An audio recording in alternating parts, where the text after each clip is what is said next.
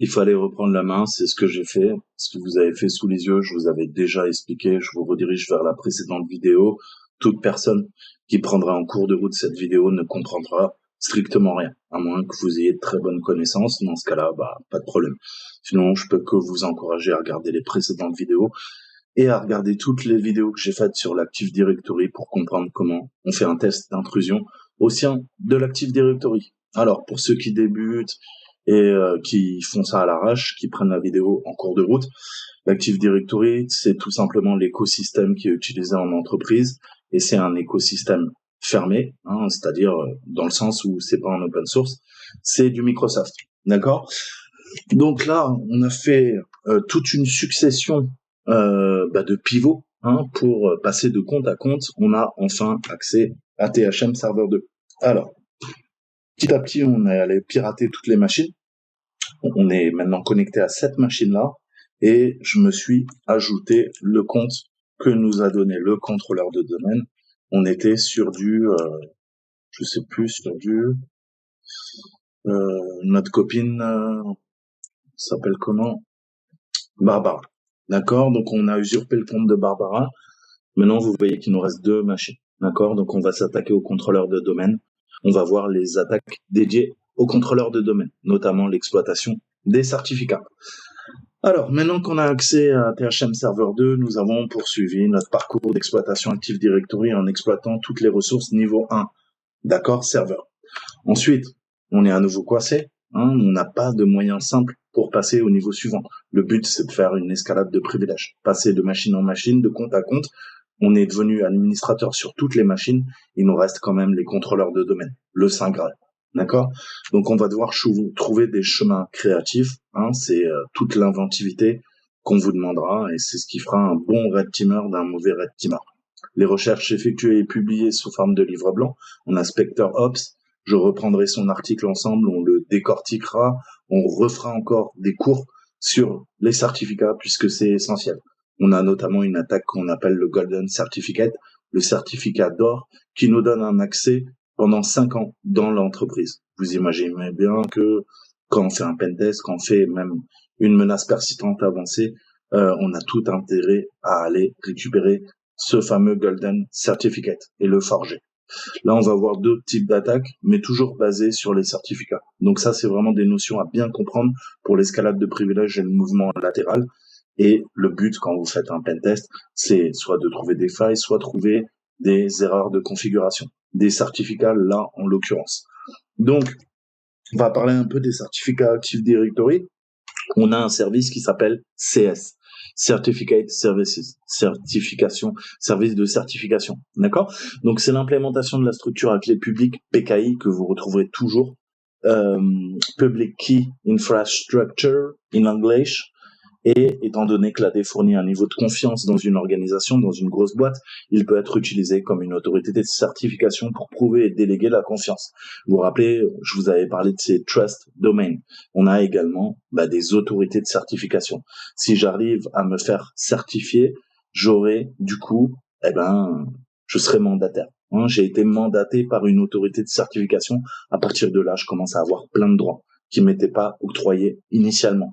Donc la DCS est utilisée pour plusieurs choses, telles que le chiffrement des systèmes de fichiers, la création et la vérification des signatures numériques, ce qu'on appelle le fingerprinting, et l'authentification des utilisateurs. Donc pour nous, vous imaginez bien que ça va être notre sésame. Étant donné que la DCS est une fonction privilégiée, elle s'exécute généralement sur des contrôleurs de domaine sélectionnés. Cela signifie que les utilisateurs normaux ne peuvent pas vraiment interagir avec ce service directement.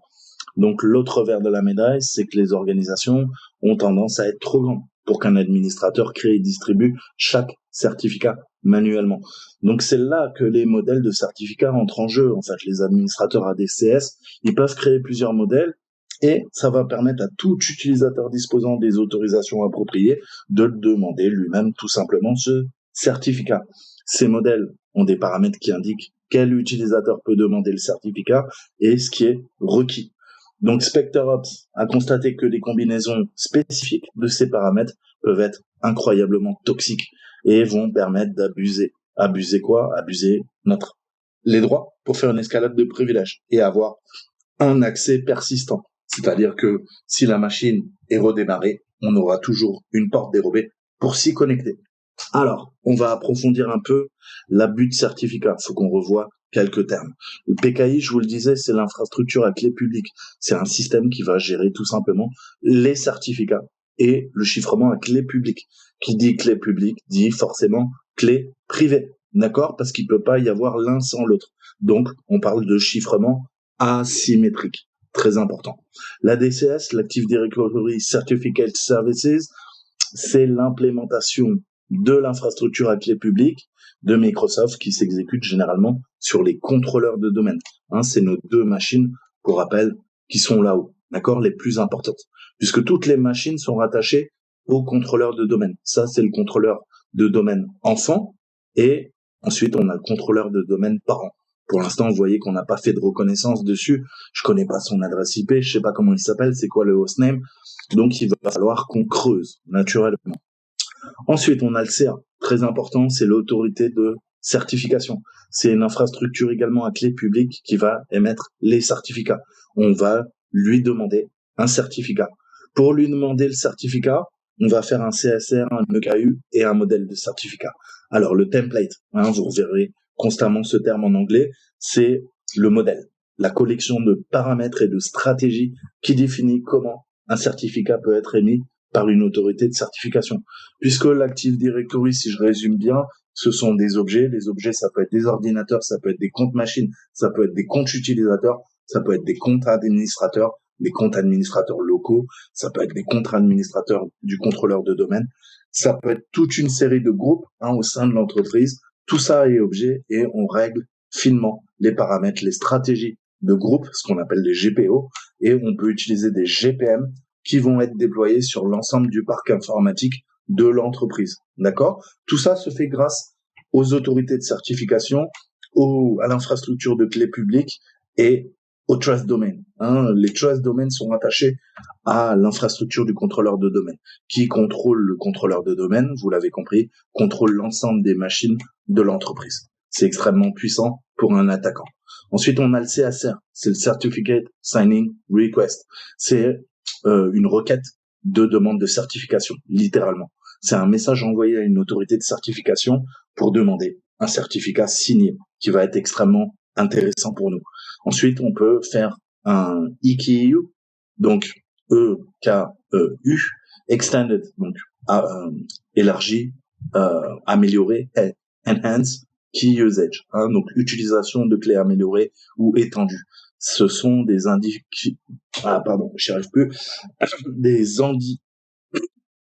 ce sont des identificateurs d'objets, puisque tout est objet dans l'Active Directory, qui vont définir la façon dont un certificat généré peut être utilisé. Donc, on va tirer avantage de tous ces concepts, d'accord? Le but pour nous, c'est d'abuser du certificat. Le certificat est censé, justement, sécuriser. Mais dans certains cas, vous allez voir que on peut en abuser. Alors, il nous faut trouver, on va utiliser CertUtile. CertUtile, on peut s'en servir pour récupérer les certificats qui ont été signés dans Windows, d'accord? Donc, on va utiliser un peu de PowerShell. On va continuer sur la console le cours. Comme ça, vous voyez ça en live. On revient sur notre machine. Donc, CertUtile, on peut faire beaucoup de choses avec. On peut détourner aussi les fonctions de CertUtile. Pourquoi? Tout simplement pour prendre le contrôle et exfiltrer ou récupérer. Généralement, on récupère à partir de notre machine des fichiers. On peut détourner les fonctions. Mais aujourd'hui, là, c'est pas ce qui nous intéresse. Donc, on doit avoir un certutile.exe. Je vais lui demander, vous l'avez compris, le principe de template. Je veux les modèles en mode verbeux pour que avoir toutes les informations qui m'intéressent et on va enregistrer ça en quoi? En ce que vous voulez. Allez. Modèle.txt. Ok, il a écrit dans modèle.txt. Maintenant, je peux faire un type sur modèle. Voilà. On a tous nos templates. Donc, vous voyez que c'est extrêmement long. Il y a beaucoup de paramètres qui sont enregistrés. D'accord? Donc, on voit que les périodes, si on regarde la fin, là, c'est extrêmement intéressant. Puisqu'on voit, il nous dit template prop validity period. Là, il nous dit, bah écoute, là, tu vois, le modèle, il est valable pour 1 an. Et la période de renouvellement, c'est 6 semaines. Donc, tu comprends bien déjà, si on arrive à abuser du modèle, ça va nous donner pendant des semaines. Hein, on va avoir 1 mois et demi de connexion qu'on pourra renouveler pendant 1 an. Donc, t'imagines, pour un attaquant, c'est une aubaine. Donc, on a récupéré le template, maintenant il va falloir l'utiliser. On va forger un certificat à partir de ce template. On a ça qui est très important. Donc on peut utiliser un PSK Audit de Ghostpack qui va automatiser tout, mais nous là on va le faire à la main. Je vais vous montrer. Donc on peut en effet utiliser l'outil d'audit de certificat, mais on peut également faire une approche manuelle, comme je vous le disais. Ça va nous permettre de nous assurer qu'on a trouvé toutes les erreurs de configuration possibles. C'est bien d'automatiser, mais vous devez absolument savoir le faire à la main. Une fois que vous êtes à l'aise en manuel, là, vous pouvez utiliser des outils, d'accord? Mais pas l'inverse. Sinon, vous allez constamment utiliser les outils et vous saurez pas le faire à la main, en fait. Vous saurez même pas ce que fait le programme, d'accord? Donc un modèle de certificat, il est considéré comme mal configuré si naturellement on a des combinaisons de valeurs de paramètres qui deviennent toxiques, entre guillemets, pas pour nous, mais pour la partie défensive, puisqu'on va pouvoir abuser. En effet, on va pouvoir faire une demande et effectuer une escalade de privilèges. Donc il nous faut rechercher un modèle avec les combinaisons de paramètres suivantes. On a Client Authentication, c'est le certificat qui peut être utilisé pour l'authentification du client. Ensuite, on a le CT Flag and Release Supply Subject, c'est le modèle de certificat qui nous permet de spécifier le nom et son SAN. Le SAN, c'est le Subject Alternative Name. Vous savez qu'on a des SPN, on a aussi des ASAN, Alors, on a le SAN, c'est Subject Alternative Name, donc nom de sujet alternatif, littéralement. D'accord? Ensuite, on a le City Private Key, Flag, Exportable Key. Le certificat sera exportable avec la clé privée, comme son nom l'indique. Et ensuite, on a les autorisations de certificat. En anglais, je sais plus comment on dit. Les Certificates Permissions. Ça on va disposer des autorisations requises pour utiliser le modèle de certificat. Donc, si on souhaite en savoir plus sur les paramètres, on va aller voir la ressource que je vous mettrai et qu'on fera plus tard ensemble. Je décortiquerai l'article. Je vous mettrai quand même les liens en description de la vidéo comme d'habitude. Étant donné que l'objectif de ce cours, c'est d'acquérir une connaissance plus large sur les attaques d'exploitation Active Directory, nous, ce qui nous intéresse, c'est le template 32. C'est le modèle qui est vulnérable. Dans ce modèle, on peut voir que le compte de la machine THM Server 2 peut émettre un CSR. Vous vous rappelez ce qu'on a vu juste au-dessus? Le CSR, c'est le message envoyé, à une autorité de certification pour demander un certificat signé. On va spécifier le SAN, d'accord? Et peut-être, on va pouvoir s'en servir pour l'authentification du client. SpectreOps mentionne 8 erreurs de configuration de sécurité courante dans la DCS. Donc, il convient de noter qu'il existe encore une quantité importante d'erreurs de configuration potentielles qui peuvent être trouvées. Alors, on est connecté à la machine, on va faire le taf. Donc, on voit le template 32 quelque part au-dessus, si je ne dis pas de bêtises, il est où? Tout ça, c'est notre template. C'est ce qu'on a vu. Le City Flag Include, Symmetric Algorithm, le City Flag and Release Supply Subject. On voit le template, comment il est formé et les valeurs à chaque fois qu'on donne. D'accord? Et très important, on voit que on a le domaine admin. D'accord? Donc si on arrive à avoir ce certificat, qu'est-ce qui se passe techniquement? On a un full contrôle en tant qu'administrateur, en tant qu'enterprise admin, en tant que domaine admin. Alors là, c'est bon. Ça veut dire qu'on est enrôlé automatiquement dans ces 3 groupes. Ça veut dire qu'on fait partie officiellement maintenant de ces 3 groupes et qu'on a un plein contrôle. Full contrôle, c'est-à-dire exécution, lecture, écriture. Et on a même du holo read sur NT Authority. Donc là, c'est open down. Techniquement, voilà. Je ne vais pas rentrer dans les détails. On a les extensions. Bref, c'est celui-là qu'on va venir abuser, exploiter. Alors, comme tout à l'heure, quand c'était en accéléré, je vais lancer MMC. notre console de gestion et on va venir travailler cette fois-ci sur un autre logiciel en fichier. Hein. Donc tout à l'heure j'ai utilisé quoi? J'ai utilisé MMC, hein, le Computer Management, enfin le GPM, pardon, le Group Policy Management. Là, nous, ce qui nous intéresse, ce sont les certificats. Je l'ajoute. Alors là, je vais faire My Account. Alors, je me suis distrait, excusez-moi, c'est le compte d'ordinateur. Voilà, Local Computer, ça c'est important. Sinon, vous voyez qu'il nous dit qu'il n'a pas les droits sur le Current User. Ok, donc là, ça va être un peu mieux. On a un nouveau. Là, c'était sur le Current User. Là, je vais sur le Local Computer. Et cette fois-ci, quand je vais dans Personnel, on va pouvoir faire le taf. Voilà. Donc là, on va lui donner des trucs un peu bidons, mais nous qui vont nous intéresser, il faut lui donner un CN. Hein, le CN, c'est le Common Name en Active Directory. Vous le voyez très très souvent. Donc, on va se servir de ça. Je vais faire un web server. Là, je lui dis, écoute, je veux un certificat qui est utilisé sur les serveurs web, pas de problème. Et on va voir. Ou je peux pas. Vous voyez que là, en disponible, j'ai que celui-là. Donc, j'ai pas trop le choix. Donc, on va le configurer. Parfait. On va passer au CN. Alors, le command name. Ça, vraiment, c'est nous qui donnons la valeur. Alors là, on lui donne ce qu'on veut, en fait. Hein. Je vais l'appeler, je sais pas, Toto. Ok. Ok. Donc, on lui donne notre CN. Parfait. Maintenant, il faut qu'on lui donne l'UPN. L'UPN, c'est le User Principal Name. Hein. Donc, nom d'utilisateur principal. Ça, on est en train de forger un certificat.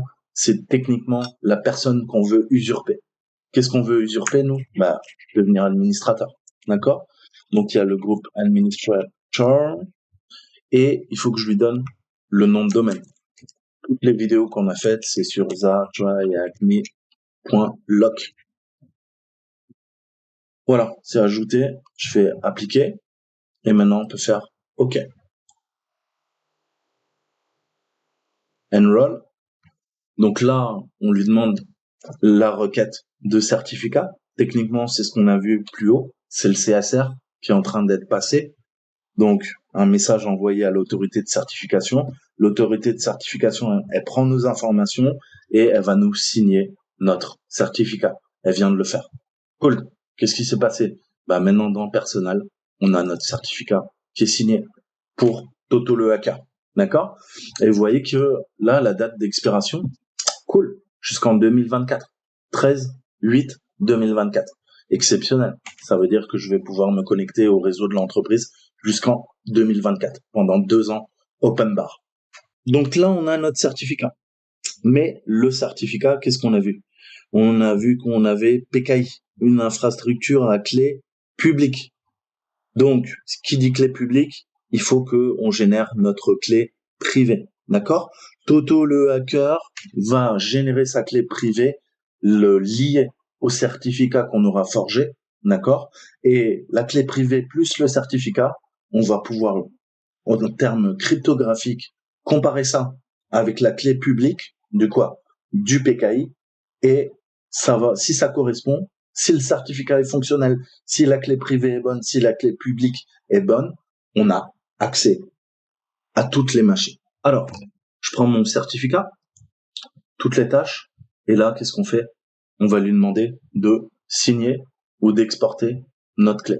Donc, vous voyez on peut gérer les clés, on peut renouveler le certificat, redemander le certificat avec une nouvelle clé.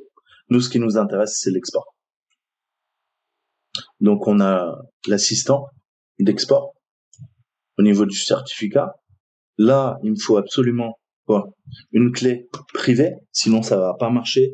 Et qui dit clé privée, qui dit certificat, il faut un mot de passe, absolument. Donc, ce mot de passe, bien sûr, retenez-le bien, parce que sinon, vous allez être dans le caca. OK.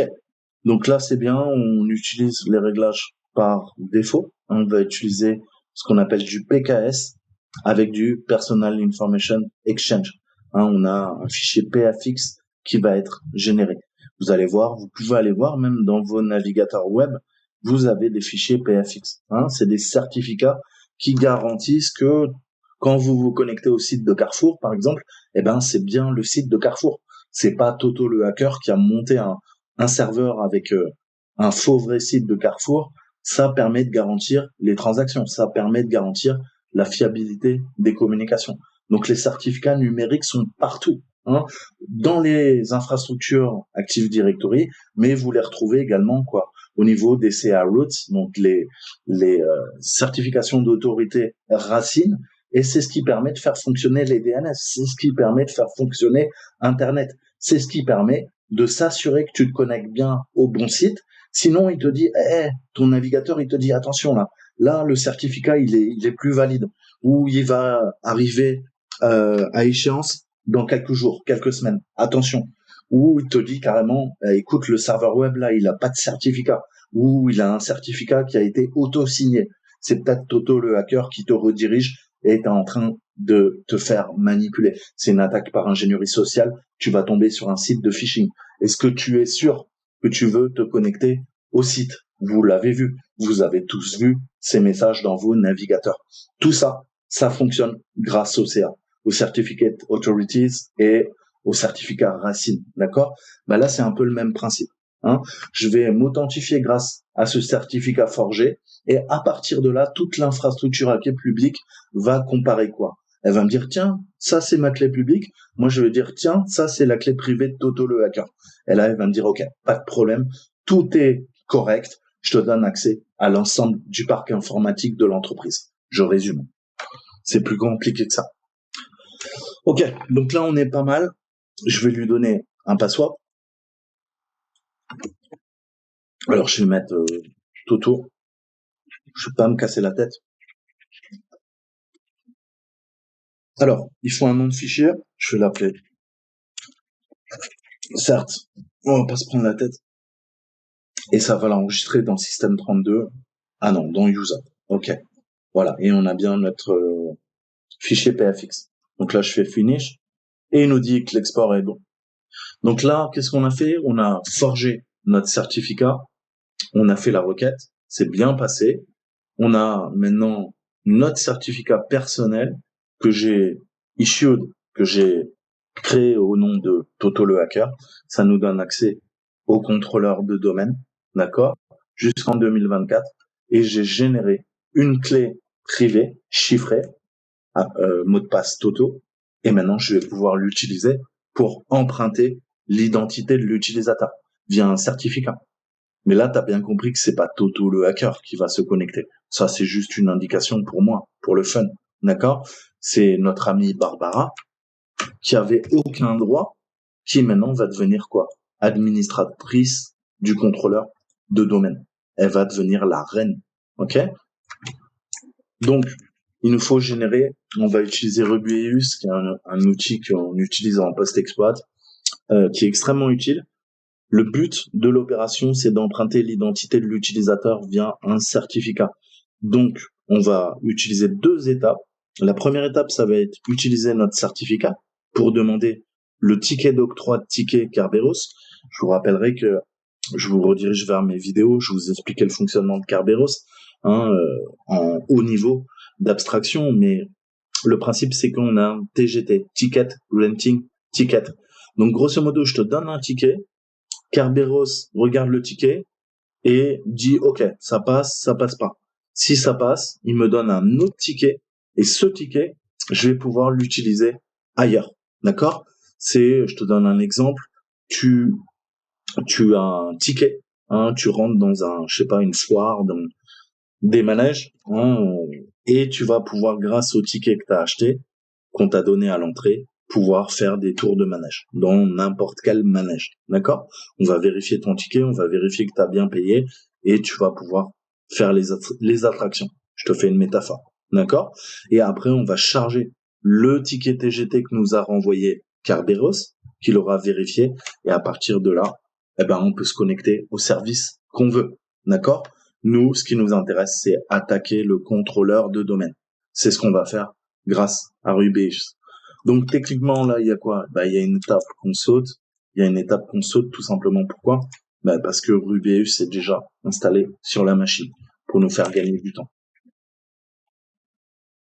Si je dis pas de bêtises. Sinon, il faut le pousser.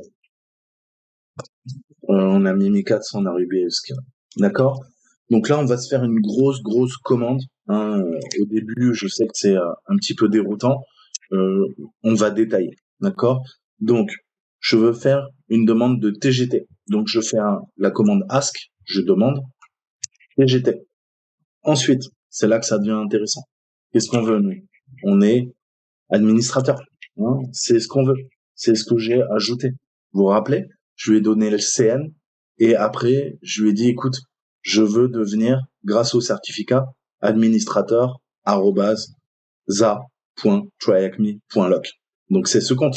Je vais pas lui dire que, en fait, en vérité, je suis quoi? Je suis notre ami Barbara. Non, je suis en train d'usurper l'identité. Donc on va se faire passer.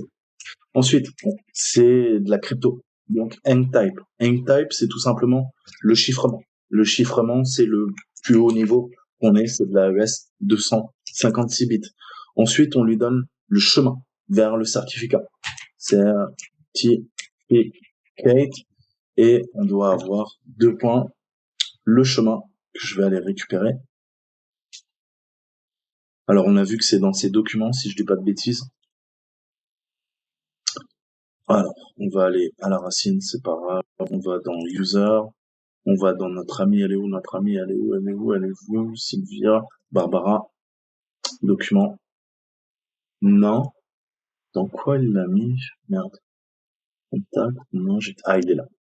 D'accord, donc j'ai le chemin. Chemin absolu, on lui donne. Ok. Ensuite, qu'est-ce qu'il nous faut? Le password. Vous vous rappelez que je viens de donner pour le certificat. J'ai utilisé la clé Toto en minuscule. Ensuite, il faut, je vais passer en plein écran, il nous faut un chemin pour quoi? Un fichier final pour écrire. Qu'est-ce que je fais? Je fais une demande de TGT, j'échange le ticket, Kerberos me donne un autre ticket. Il faut que je sache où écrire, tout simplement. D'accord? Donc je lui redonne le même chemin dans user Barbara Ray. Le domaine, très important, c'est le domaine qu'on va venir attaquer, c'est le domaine qu'on utilise depuis les 7 précédentes vidéos. J'ai de la latence, excusez-moi.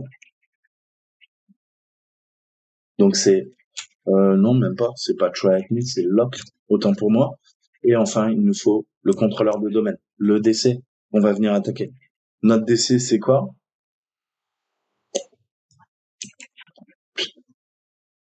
Dans notre exemple, pour vous rafraîchir la mémoire, c'est celui-ci.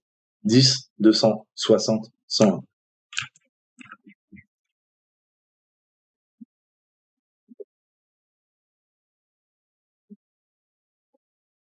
Ok? Donc là, j'espère que c'est clair. User, ça spécifie l'utilisateur qu'on va emprunter. L'identité qu'on va usurper, ça doit correspondre à l'UPN qu'on a utilisé dans le certificat qu'on a généré. Bah ouais, c'est bien celui-là. Length type, type de chiffrement du ticket. D'accord? Donc c'est important pour l'évasion de chiffrer en AES 256 bits parce que par défaut, en fait, l'algorithme de chiffrement est faible. D'accord? Et ça pourrait éventuellement donner une alerte au niveau du hachage. D'accord? On n'a pas envie que les équipes bleues essayent de nous mettre des bâtons dans les roues. Le certificate, je vous ai dit chemin d'accès au certificat qui est généré. Le mot de passe, c'est le mot de passe de notre fichier de certificat. Moi, c'est Toto. Le outfile, je vous ai dit, c'est le fichier dans lequel TGT va être enregistré. Le domaine, c'est le nom de domaine complet qu'on va attaquer. Et le DC, c'est le domaine contrôleur. C'est l'adresse IP du contrôleur de domaine à laquelle on va demander le TGT. D'accord? Donc, habituellement, il est préférable de sélectionner un contrôleur de domaine sur lequel un service d'autorité de certification est déjà en cours. D'accord? Mais là, encore une fois, ça ajouterait de la complexité au cours d'aujourd'hui. Donc, on va pas se prendre la tête, on prend ce domaine. D'accord? Ensemble. Alors, oui, je suis un peu bête. Il faut que je lui donne quand même, peut-être, le cert.pfx, le fichier du certificat. Alors, on va travailler sur un Kirby parce que tous les certificats, ah ouais, à mon avis, c'est ça. Tous les certificats, à la fin, ils sont tout simplement en .Kirby. C'est une extension qui est utilisée sous Windows, au sein de l'Active Directory. Donc, je vais l'appeler administrateur. J'ai de la latence, ça m'énerve. .Kirby. Apprends à taper. Donc, je l'ai modifié administrateur Kirby et puis c'est pareil, j'avais fait une erreur en vous parlant. C'est tryacme.log. C'est pour ça que ça ne peut pas marcher.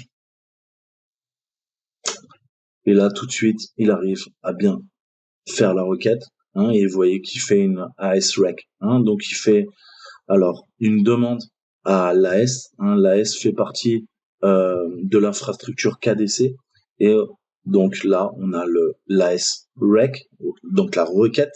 Et là, on vient de récupérer l'ASREP, la réponse. Et c'est l'AS qui fournit quoi? Le ticket.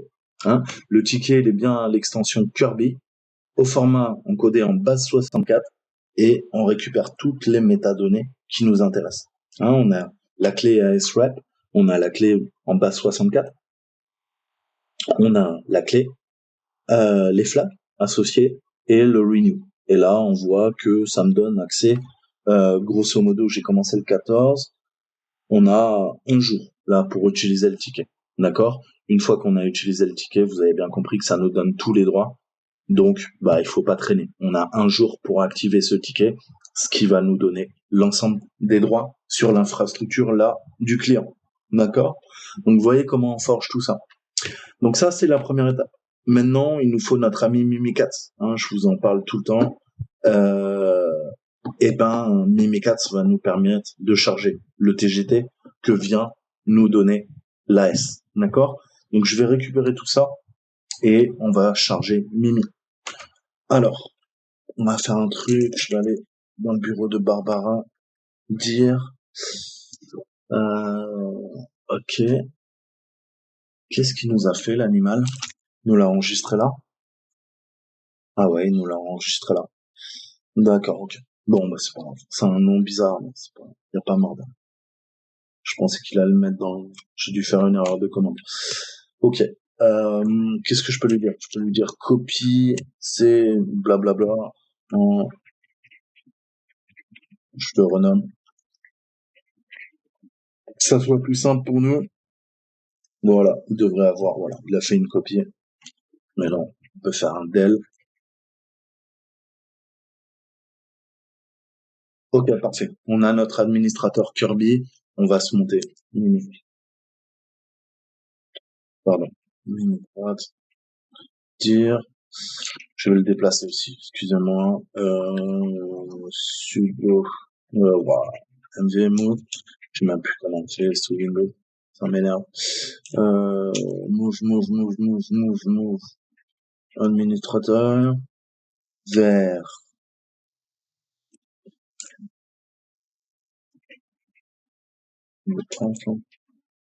Mimikatz string. X64, s'il te plaît, mon copain. Ok. Donc on prend la version 64 bits puisqu'on est sur quoi? Sur un serveur 64 bits, ça tombe bien. On a un serveur 64 bits, d'accord? Ok, ça devrait être déjà un peu plus lisible là. Alors, si tout se passe bien, on a notre certificat qui est là, que j'ai déplacé, parfait. On va lancer Mimikatz. Oui, Mimikatz. Alors, premier truc, prenez l'habitude, c'est de faire le fameux privilege debug. 20, ok. 20, ok, ça veut dire que tu as les droits. C'est parfait. Donc là, on va faire quoi? Une attaque pass the ticket, ce qu'on appelle du PTT. Donc je lui dis, écoute, je suis allé voir notre ami Kerberos. Kerberos, il a demandé quoi? Il a demandé à son copain AS. Je lui ai fait une requête. Il m'a donné une réponse. Cette réponse, c'est un ticket. Je te fais une attaque PTT.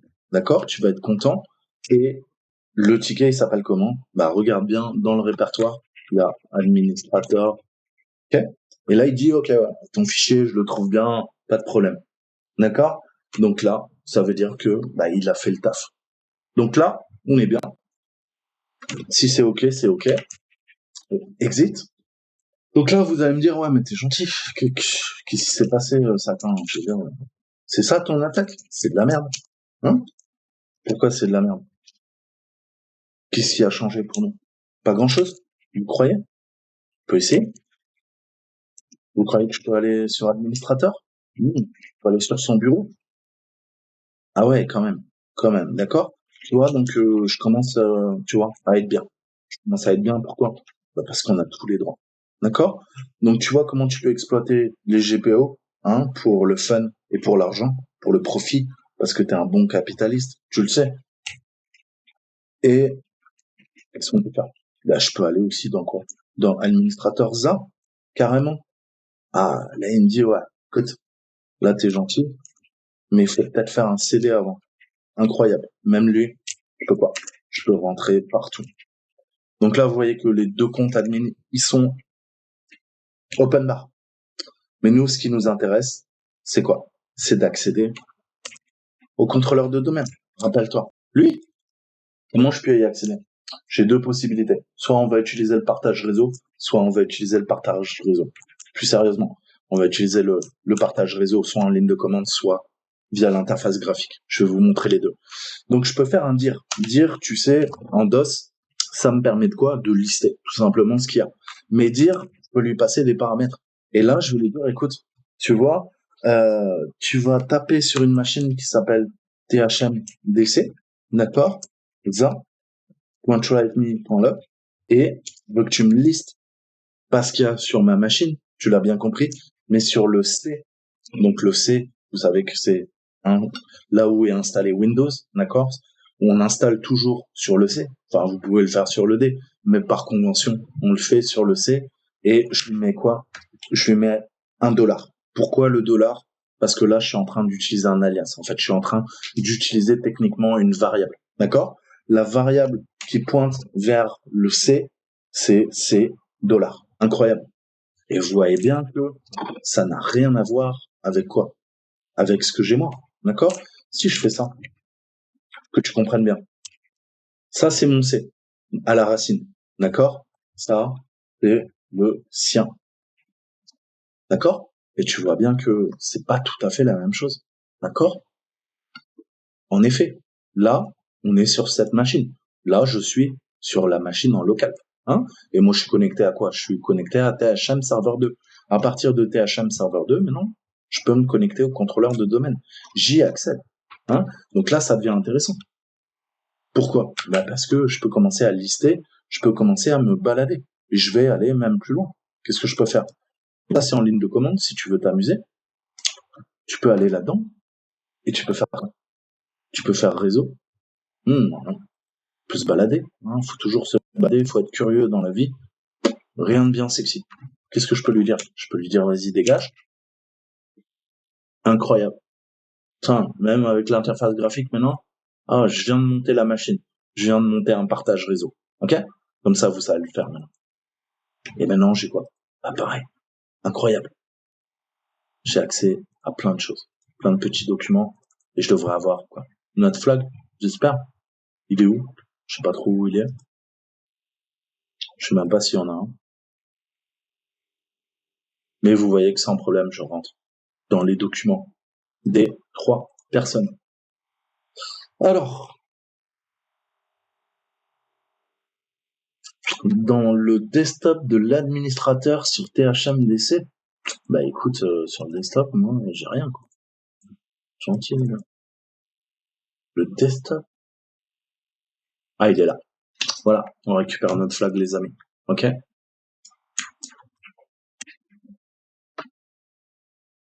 Donc, vous voyez la puissance? C'est le nom du flag. Les certifications Active Directory peuvent faire de vous un DA, un domaine admin, un administrateur du domaine. Et là, maintenant, qu'est-ce qui s'est passé? Eh ben, c'est open bar. Voilà. On a piraté la machine. En piratant la machine, je peux maintenant rebondir, pivoter et scanner le réseau. En scannant le réseau, je découvre THM Route. On était sur le contrôleur enfant. On va pouvoir pirater l'ensemble du réseau de l'entreprise. Il ne reste plus qu'une machine. C'est ce qu'on verra dans la prochaine vidéo. On va se faire la 10-260-100. On va enfin attaquer le Saint Graal, qui est le contrôleur de domaine parent nominal. D'accord? Donc comprenez bien cette architecture Active Directory. Tu as un contrôleur parent. Tu peux avoir plusieurs contrôleurs enfants ou pas, et plein de machines associées à ces contrôleurs enfants ou ces contrôleurs parents. Quoi qu'il en soit, principe d'asservissement, plus tu es en bas, c'est comme dans la société, moins tu as de droits en tant que citoyen, plus tu es en haut de la pyramide, plus tu es le roi du pétrole, tu peux donner des leçons aux autres et faire tout le contraire, comme fait Macron, votre président de la République. Voilà, c'est le principe d'asservissement. Esclave, maître. Moi, je m'arrête là. Je vous dis à très bientôt. Ciao, ciao.